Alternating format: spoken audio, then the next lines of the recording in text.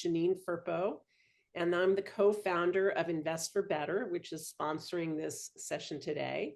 And for those of you who are not familiar with us, Invest for Better is a nonprofit organization that is dedicated to helping women become champions of their own money and not only feel good and confident about their investing, but invest in ways that create a better world. So we are driven by the belief that as women become the majority owners of capital in this country, we can literally change the economy to a more sustainable, equitable model by the way that we invest our money.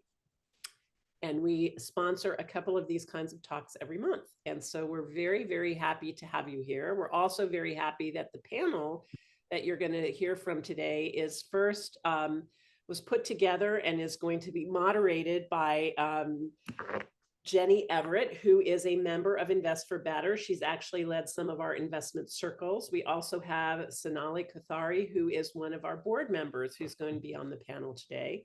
And as you know, they're going to be talking about employee ownership. I want to just give you a little brief introduction to Jenny, and then I'll turn the panel over to her. But I also want to let you know that we are recording this. The recording will be available to our members. We will not record the Q&A session. So if you want to have a more private conversation, then you're welcome to. This is for educational and informational purposes only. So nothing that is said today should be construed as financial advice, and any product or service that is mentioned, it is not an endorsement by Invest for Better or any of the panelists. So please just know that this is for educational and informational purposes only.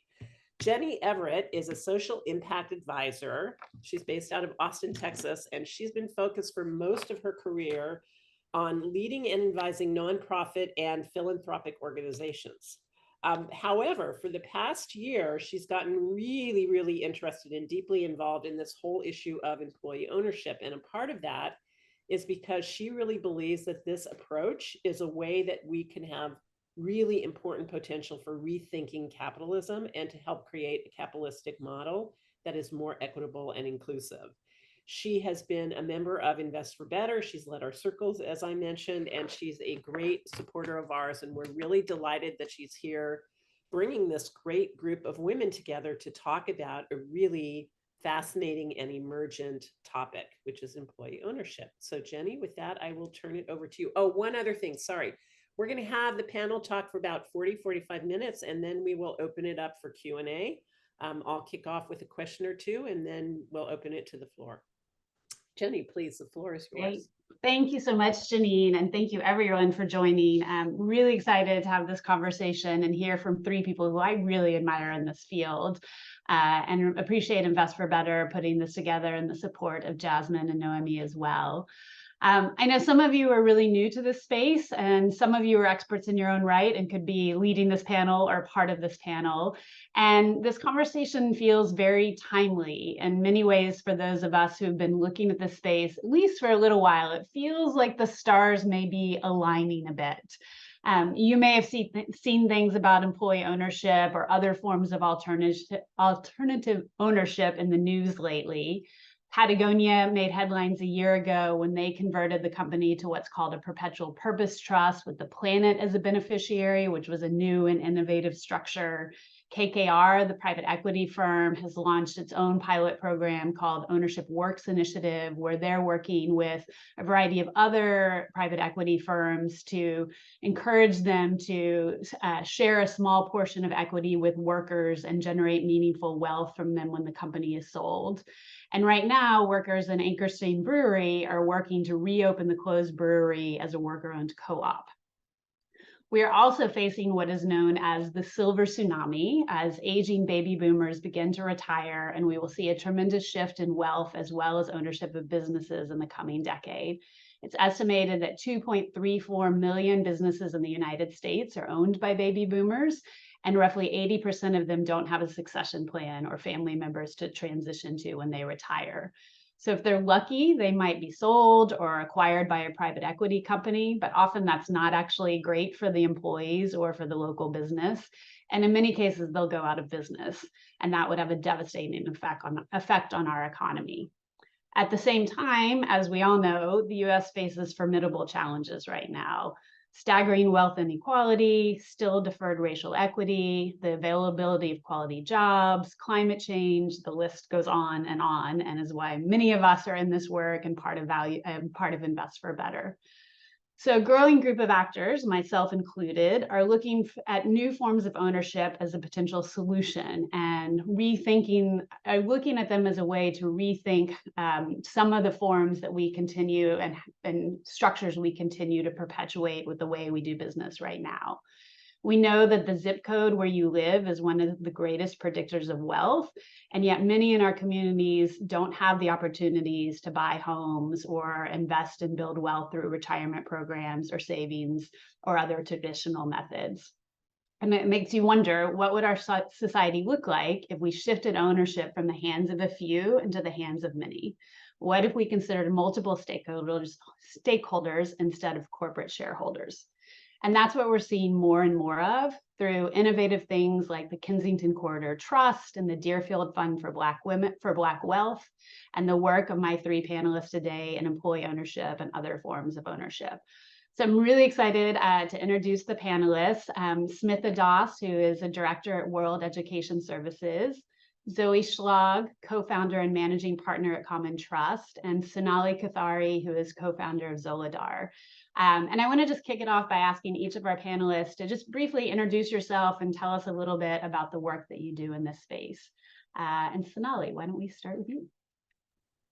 All right, exciting. Yeah, I get to say stars aligning also being a board member on Invest for Better, and just I've been a board member since 2019, and it's all about bringing more participation to making greater impact. And that's what gets me excited about what Zoladar is doing. We're really creating a win-win across the ecosystem. And my career has mostly been coming into new domains, building products across different industries, from automotive to real estate, ad tech, but driven by impact. I really wanted to find a place where technology can enable scale. And lo and behold, I was at a bar one day talking about how Kiva was a dream job of mine. And that's where I ran into the founder. And the next week I was running growth and lender acquisition at kiva.org, bringing what I had learned in monetization, marketplaces, lead generation, to driving user acquisition for Kiva, and stayed there for 8 years. Went from product to operations as chief operating officer, saw Kiva cross $1 billion in loans, and now $2 billion most recently. So again, another kind of parallel to what we want to do with employee ownership and really unlock resources to what I think can be an incredible impact driver. So while I was at Kiva, I became more and more interested in what is economic mobility, what is stopping economic mobility in the United States. Went to Jobs for the Future, a foundation working on future of work and learning as EIR, and actually stayed there for 2 years, wanting to bring more forward-thinking funders like Smitha into the work that we were doing, and startups. And that's where I really learned about things like upskilling and wage gain, and understanding these are really positive forces for positive work for workers. But it's when I came to know of employee ownership just by working with companies who happen to be employee-owned companies, that I really understood the difference between that and wealth creation. So what I like about what we're doing, what I like about Zoladar, what I mentioned, is creating this win-win for owners, economies, workers, and it's focused more on wealth creation. So excited to be here as a little bit more of a newbie to this space and this domain, but excited about, in our case, what technology can do to help scale employee ownership to more businesses and populations. Thank you. How about you, Smitha? Sure. Thanks, Jenny, and thanks everyone for having me here. I'm Smitha. I oversee investments at World Education Services. We're a social enterprise, and our main mission is to advance economic, social, educational inclusion for immigrants and communities of color. And I've been in the impact investing space for over a decade, partnered with previous roles that Sonali was in, like at the Kiva team, who focused on refugees, and also also JFS certainly. And it's been a really interesting journey as I've seen just the impact investing landscape evolve, and particularly this conversation around wealth building.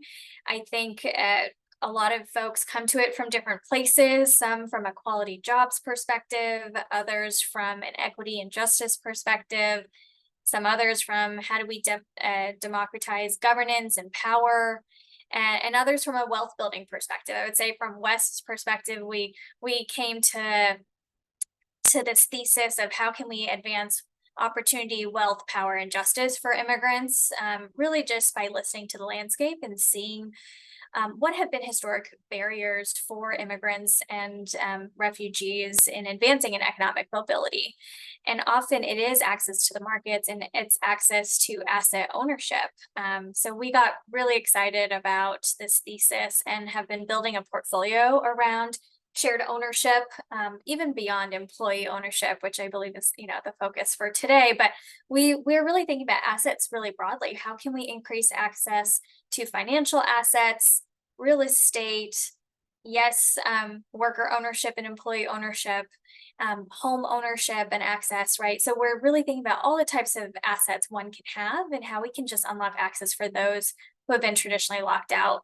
And that's been a thesis that has been driving us over the last couple of years at Wes. We also do other things at Wes. So we invest also directly into startups, entrepreneurs, particularly earlier stage. How can we be a family and friends for those who maybe don't have access to the types of family and friend rounds that you need to bootstrap and start a startup?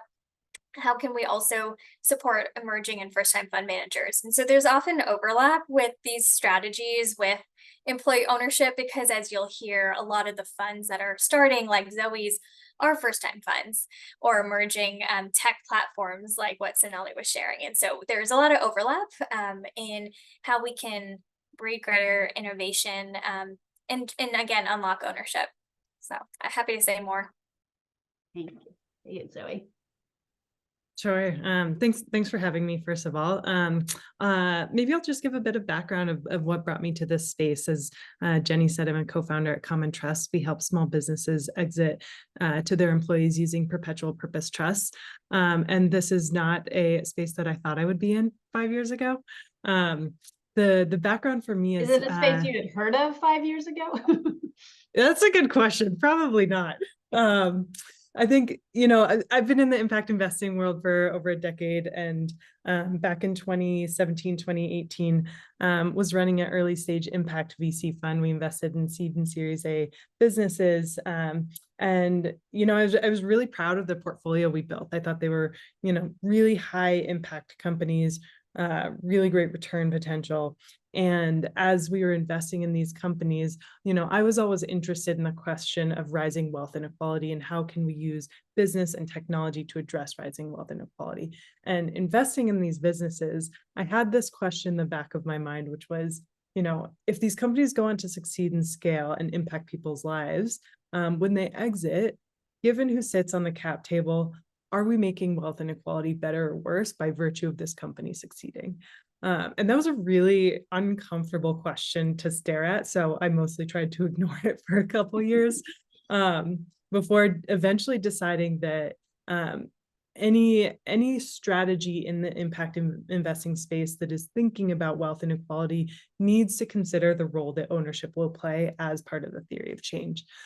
So I ended up leaving to go work at a family office where I designed a shared ownership investment strategy. Got to co-invest a couple times with Smitha through that. And similar to Smitha, we looked at a wide range of ownership models, real estate, small businesses, startups, all across the board. And the piece that really brought me to employee ownership is, I think Jenny said it well, the impact opportunities that sits in front of us. With the wave of small business owners who are retiring over the next decade, we have a once in a generation opportunity to really rewrite what ownership looks like in our communities.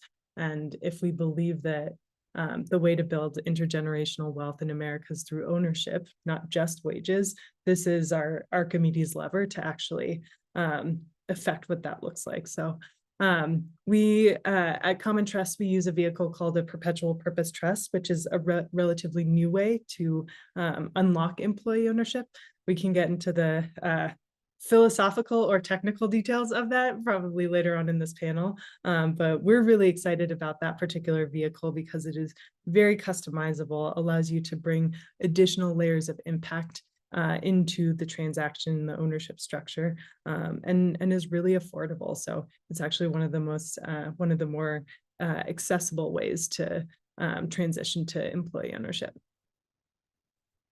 Great, thank you, Zoe. And I think you really teed us up for my next question, which is why ownership? Like, why are we all fixated on this modality? And Smith, I really like what you've done with the design of the alternative ownership pyramid, or sort of how you explain this. So can you just give us a little context for those who are new of why does ownership matter? Why should we care about this? Sure, I'm happy to. And Zoe really did tee it up so well. I mean, when you look historically, how have individuals been able to build wealth? It really is often owning assets, right? Owning your own home is the common approach. Owning your own business. When you look at where impact investing capital often comes from, right? Family foundations, offices, the wealth is often generated from ownership of enterprises. And so how do we unlock access to that? And so this framework that you're talking about, I'm happy to share it on the screen.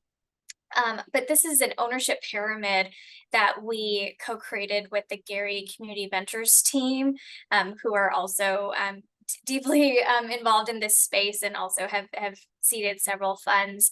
So as we think about ownership, we are looking at it across a variety of different types of assets, right? Individual financial assets, and you'll see logos on the right of organizations that we've supported in our portfolio.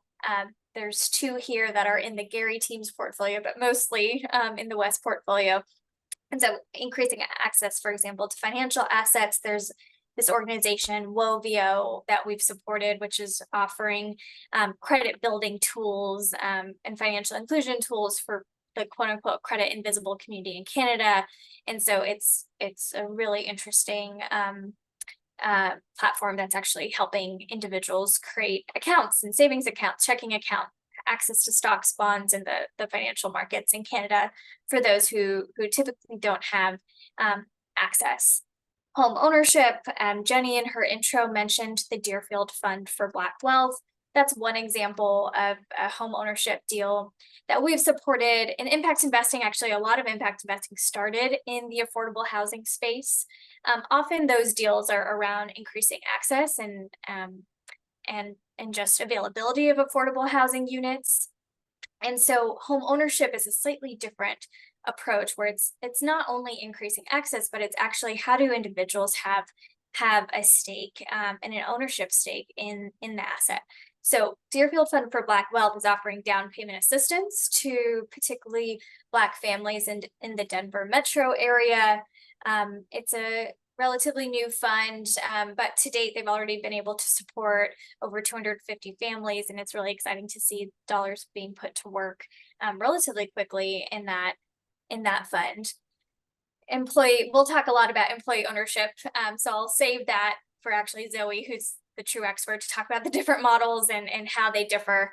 But we've invested actually across a few of these different models. There's three main ones: employee stock ownership plans, employee ownership trust that Zoe was talking about, and worker co-ops. And so we've at West planted several seeds to see how these different models can actually drive greater wealth building for communities of color and immigrant communities.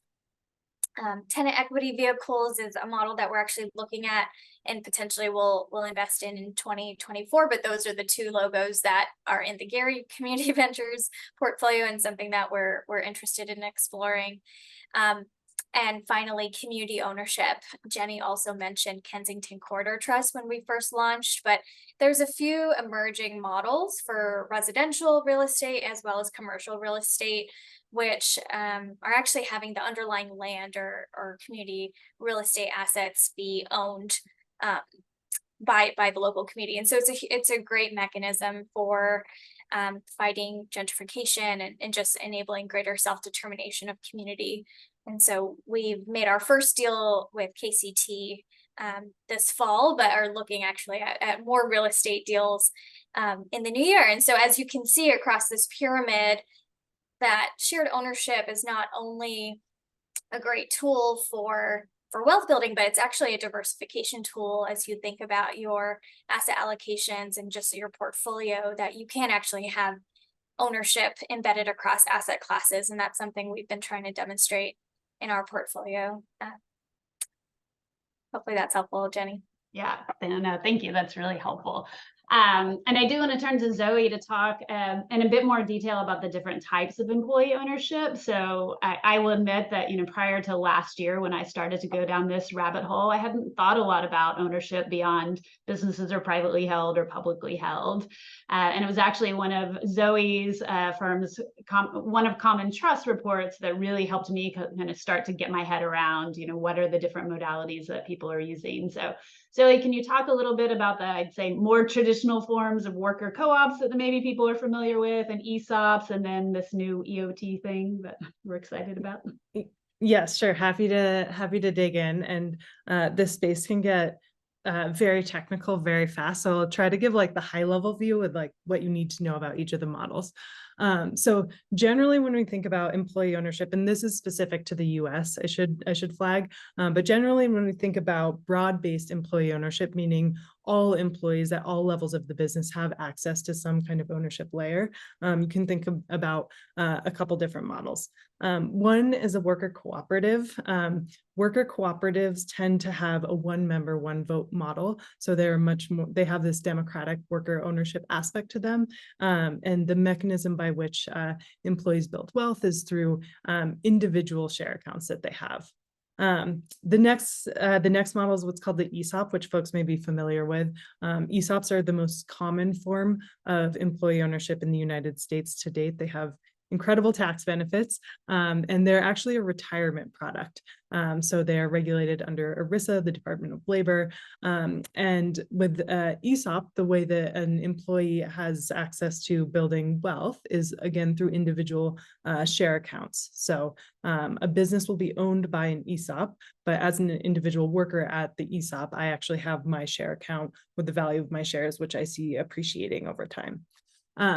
Employee ownership trusts are relatively new in the world of employee ownership here in the United States, although they have grown in popularity in the UK, and Canada just passed some legislation around EOTs, which is exciting. EOTs are actually technically, they are what are called purpose trusts, which Jenny mentioned. This is what Patagonia did. And an employee ownership trust is a version of a purpose trust that is programmed around employee ownership. So a purpose trust will have a set of purposes, and what makes it an employee ownership trust is it may have purposes around employee benefit and well-being. What makes an EOT distinct, or some of the key things to think about that does make them distinct from a ESOP or a worker-owned co-op, is that the trust actually owns the shares as opposed to individual workers, and the mechanism by which employees are building wealth tends to be through profit sharing.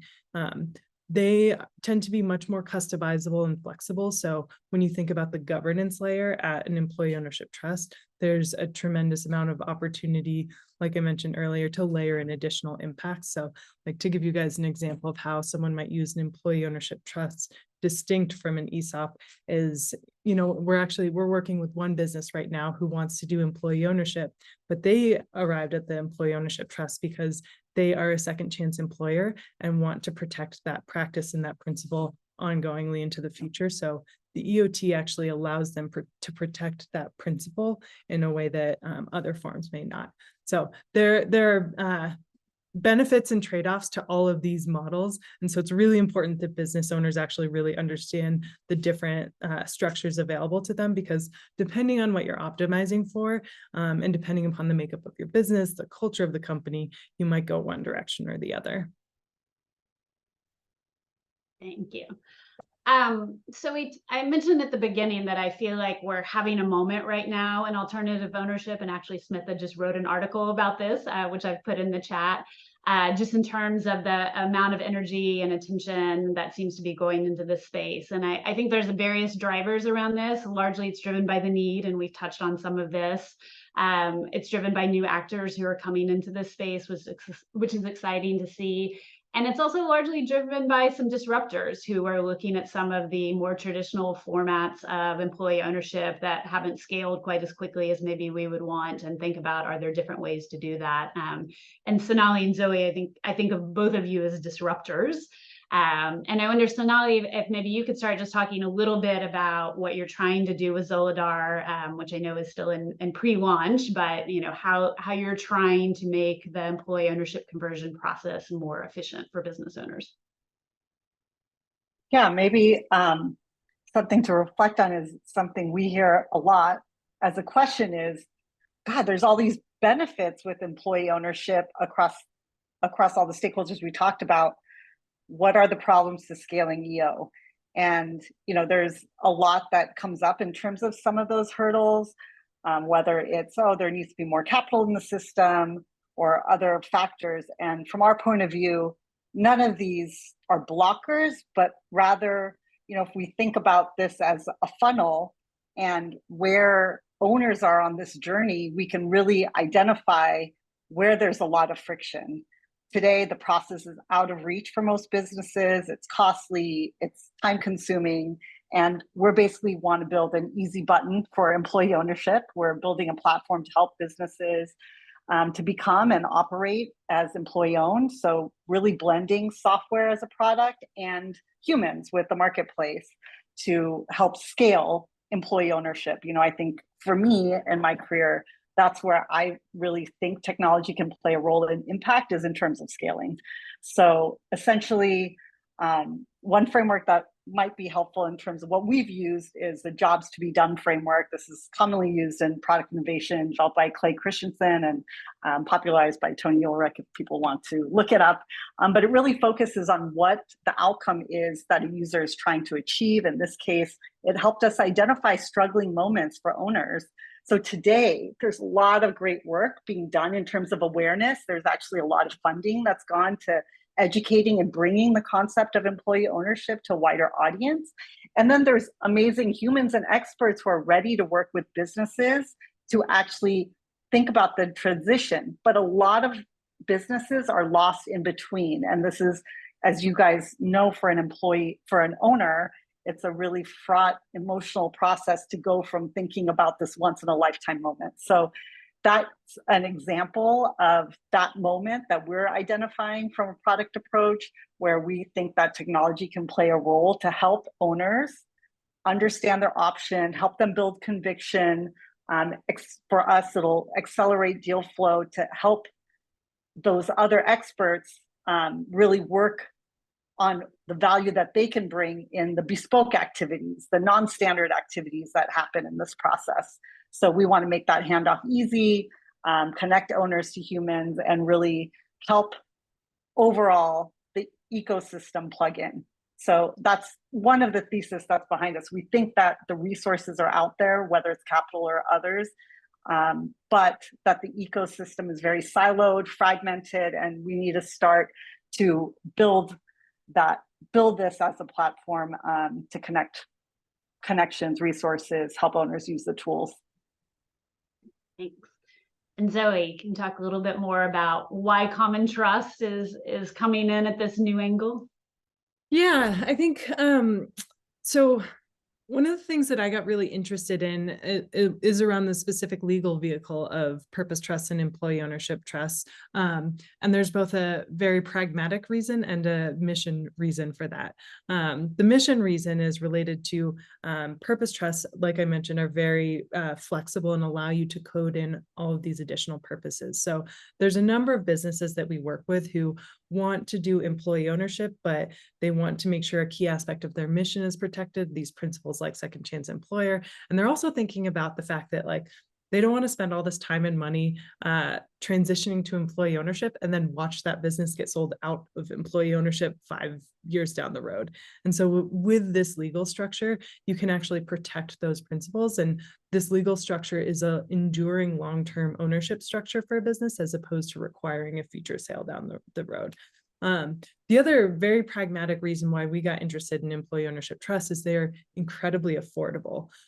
One of the challenges with ESOPs within the lower middle market is that because they are regulated by the Department of Labor, they come with a pretty hefty regulatory overhead and administrative burden that make them a good fit for a certain subset of businesses, but for businesses, for smaller businesses, it's just too expensive to set up. And because employee ownership trusts are much lower cost to set up, all of a sudden it opens up the availability of employee ownership to a subset of businesses who previously thought it just wasn't affordable to transition to employee ownership.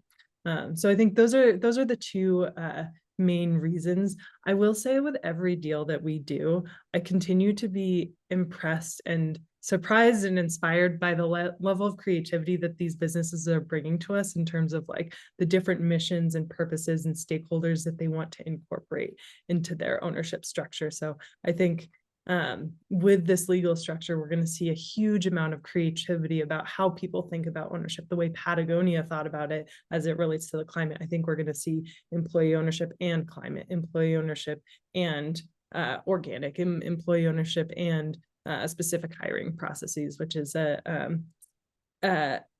new trend I'm going to be excited to see develop over the next decade. Yeah. And I will say that's what really excites me is the way that people are starting to think about how do you bake in purpose and mission and values into these transactions and the intersection with the world that I come from, which is kind of the broader impact investing and nonprofit world, and how do we think about these values and how we bring them into businesses over the long haul. And that's actually a great segue. I mean, you mentioned earlier, Zoe, that it can get very jargony talking about this. We're getting kind of wonky in the formats. So I want to ask each of you just for a story of, you know, maybe something that you've worked on or invested in or something that kind of brings to life for the audience, like what does this really look like and how are each of you helping businesses to preserve their values when they make these transitions? And Smitha, maybe I'll go back to you and start more broadly in the ownership space or wherever you want to start. But yeah, I feel like the direct stories with the companies may best be coming from Sonali and Zoe, but you know, from our perspective, we've been often seeding first-time funds, so it's been a great learning journey for us to, in some ways, even co-create the structures with our partners. I remember Zoe, we had early conversations around how should we structure Groundwork Fund, which is the new fund that Common Trust is launching, and we've approved our investment for the first close coming up. But you know, I remember early days, it was like, how should we structure that fund? There's already a lot of complexity around employee ownership and getting, frankly, investors along the learning curve of an EOT and how it's different than an ESOP and different than a worker co-op or just a traditional kind of ownership structure that they may have seen in the venture space. And then going to, well, do we also, for example, structure this as an evergreen fund or structure Common Trust as a perpetual purpose trust? Or, you know, how do we live by the values and align with the mission, but also reduce the complexity so more people can come along? And that's been a tension that many of our fund managers have faced. I think often we're kind of, at least my perspective is, let's reduce complexity where we can. And so often the fund structures end up being kind of typically pretty traditional, But the investment strategies are highly innovative, and that's for now. And maybe over time, we can all exit as PPTs or perpetual purpose trusts in the future, including Wes. But I think that could be a really interesting.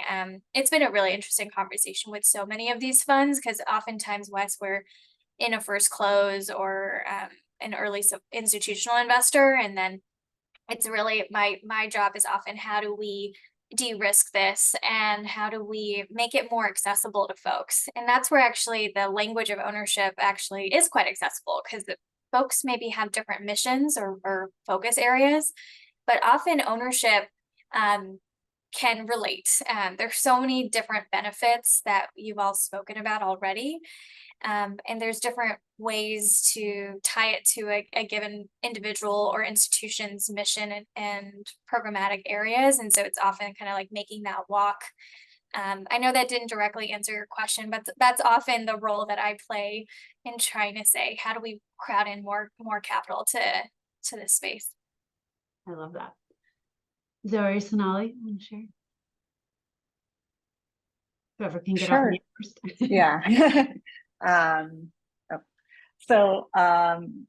One story that comes to mind is talking to business owners. I'm trying to think of something different than what I mentioned before, but something that comes up often is owners struggling with how to take these complex concepts and understand them in a basic way. So initially we're thinking about an owner. We talked to a woman named Linda in Austin who was struggling with some of the basic questions. She found a lawyer who could help, but that lawyer then fell sick after a few months.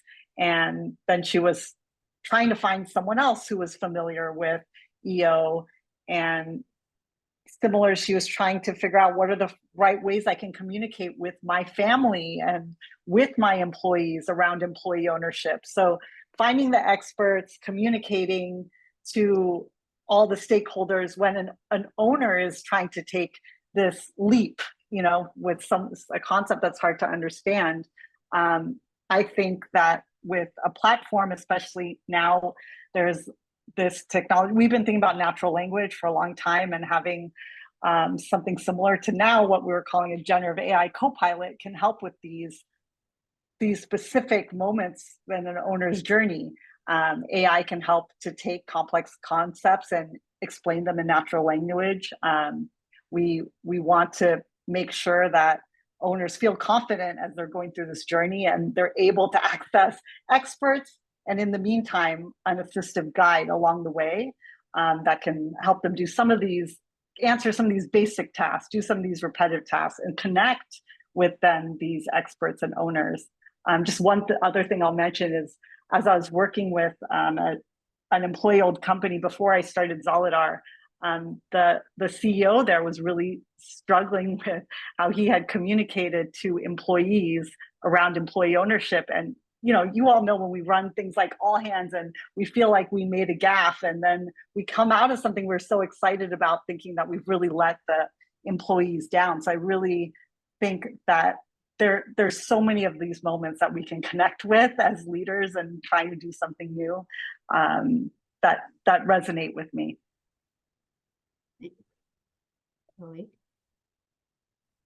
Maybe I'll tell a story about one of the businesses we supported in their transition to employee ownership. So Clegg Auto is a group of 4 auto shops in Utah. They came to us maybe 2 years ago. I have COVID brain on years, so I'm not sure how many years ago it was, but Kevin Clegg, the CEO, came to us. He actually wanted to stay in the business, so he wasn't looking at retiring. The reason he came to us is because he had a couple silent partners in the business who were ready to get out, and he didn't want to sell to a strategic or a private equity firm, so was really interested in employee ownership. He looked at worker co-ops, he looked at ESOPs, and for various reasons decided they weren't the right fit for him. So we supported him and his team to design a customized employee ownership trust as their exit vehicle, and then actually finance the buyout as well. So they transacted in August a year ago, a little over a year ago. And it's been really exciting to see, you know, their progress since then. They have about 40 workers across 4 different shops. This is an industry where folks are, you know, the starting salary is around 28K. So the profit sharing from employee ownership is really meaningful to these folks. And, you know, this business has been around for about 30 years at this point. They're a steadily growing business, not necessarily hockey sticking like a tech startup, but have been steadily growing for 30 years. And in their first year since transitioning to employee ownership, they doubled their profits. All of the employees have right to a certain amount of profit share based off of how the business performs. So those employees immediately were able to understand the impact of their contribution to the business and the take home that would yield for them. So one of the things I want to flag here is that an ownership thesis is also an incentive thesis. So if you think about the key stakeholders who are driving value at your business or whatever asset it is that you're talking about, allowing them to participate in the upside and participate in the layer of governance is going to be a force multiplier on your business and create this really strong flywheel effect, which, you know, candidly, we didn't expect it to see it to this degree so quickly with Clegg-Otto, but I think is a really exciting example of the potential these models have, both in terms of better performance for businesses, but also wealth building opportunities and ability to engage in key decisions in the business for workers. Great, thanks. So I want to turn it over to Janine for questions from the audience. But before I do, as Janine mentioned at the beginning of the call, Invest for Better is all about helping women to shift their investments to align with their values. So let's talk very quickly about ways to invest in employee ownership, with the caveat that Janine gave earlier that this should not be construed as investment advice. But if someone were interested in maybe doing some research, what are some of the things that you all are involved with or know about where people could directly invest? And Zoe, you're still off mute, so why don't you talk about Common Trust? I can kick us off, I guess. So if you're looking to invest in employee ownership, there are a number of funds who are employee ownership funds. We have an employee ownership fund that is specifically focused on employee ownership trusts, and to my knowledge is the only dedicated fund for EOTs in the country. There are a range of other employee ownership funds out there as well, APIS and Heritage, Obron, a couple others that I'm sure Smitha will add to that list, Project Equity. So there's a number of funds that you can invest in. That's probably the primary way to invest via a fund. You can also invest directly in an employee ownership deal. The challenge with that is deal flow and building that deal flow over time. So you know, it's an area that if you really want to lean into, I would encourage you to look at. But yeah, I'll pause there. And Smitha, maybe you could talk about, I know a lot of Invest for Better members are thinking about their philanthropy and may have donor advised funds. And I know you've been involved with the Unlock Ownership Fund, which was actually co-founded by another Invest for Better member, Amy Brakeman. So maybe you could talk a little bit about how people can support through philanthropy. Yeah, absolutely. So to Zoe's point, there's a lot of funds that you can invest in, often either through LP equity or through debt. There's even some We Funder campaigns that we've been seeing in particularly the co-op space. So if you're interested, we were looking at Main Street Phoenix Project, which had a We Funder campaign recently. They're a conglomerate of restaurants and supporting restaurant owners, which has a lot of overlap with immigrant communities. So we're really interested in that at West. There's also a new pooled DAF fund that we're launching called Unlock Ownership Fund. And so let me put that link in the chat.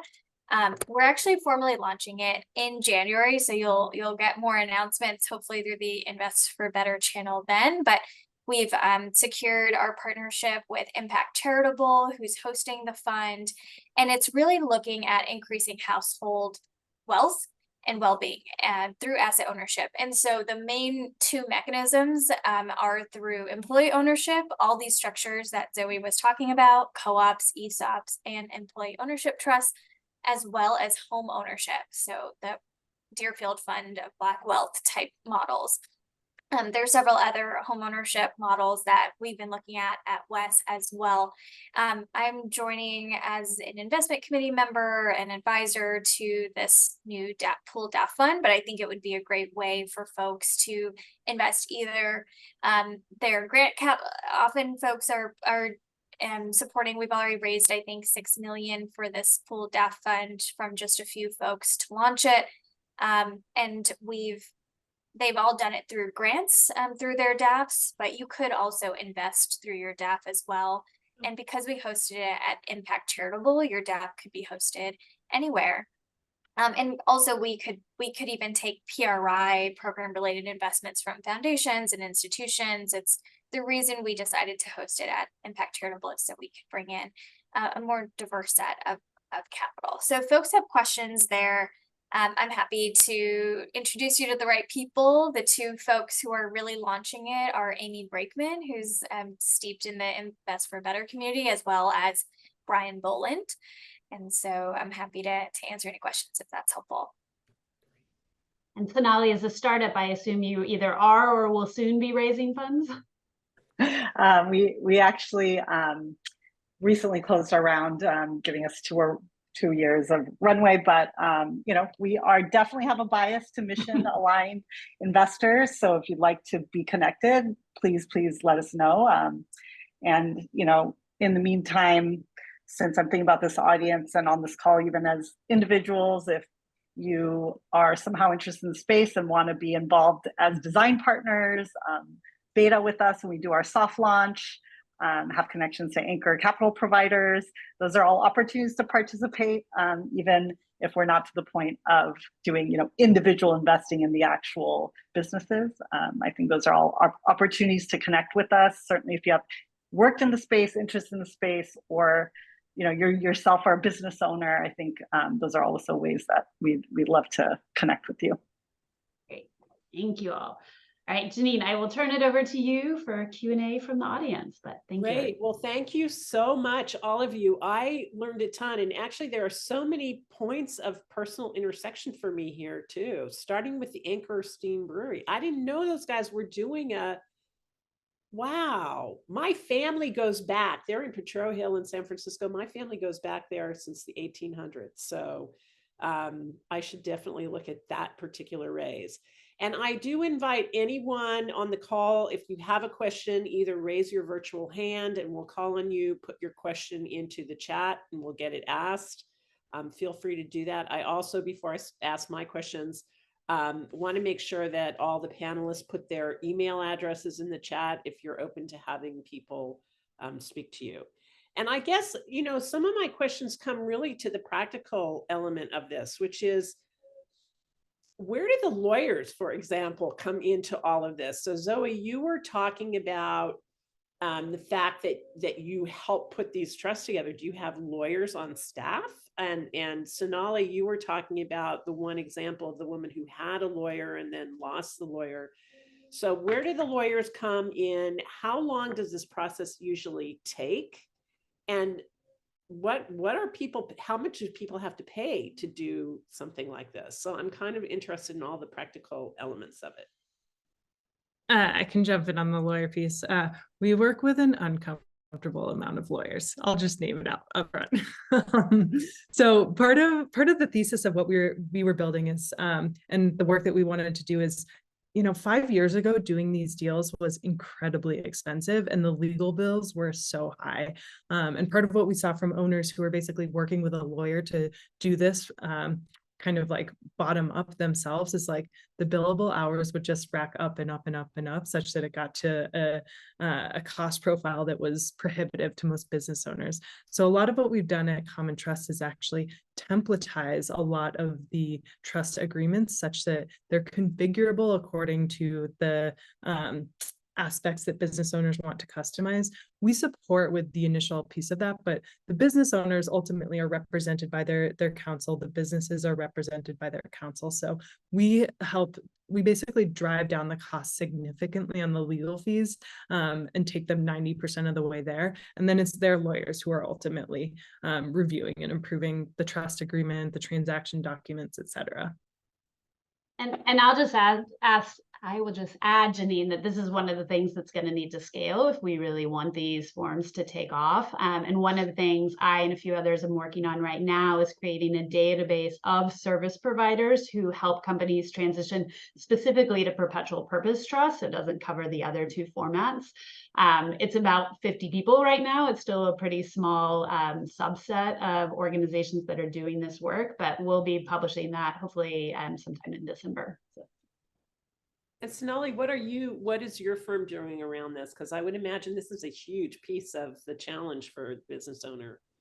Yeah, so certainly lawyers are one piece of the type of experts that the owners would need to interact with and to understand what they're doing. And from our point of view, there are a lot of things, one that we mentioned that are, as Zoe even mentioned, that can be templatized. You know, you think about something similar like LegalZoom, the technology out there that at first felt like very similar to replacing lawyers, but in a lot of cases, it's to do the more simple tasks. And then you have a human who can come in and bring their expertise. And that's something similar we want to do here. What's unique about this space is that as an example we brought up is that it seems like it's hard to access some of the experts that already know about employee ownership. So what we want to do is enable more of the experts to bring employee ownership to their clients. So for example, whether it's a lawyer, a tax advisor, you know, all these people are very well versed potentially working with these small business owners thinking about their transition, but they may not be well versed in employee ownership. So we want them to be able to use Zolidar to then use, you know, all our tools to take their owners through an employee ownership thinking, conviction building, and transition. So we really want to bring more of these experts and bring more value to their clients.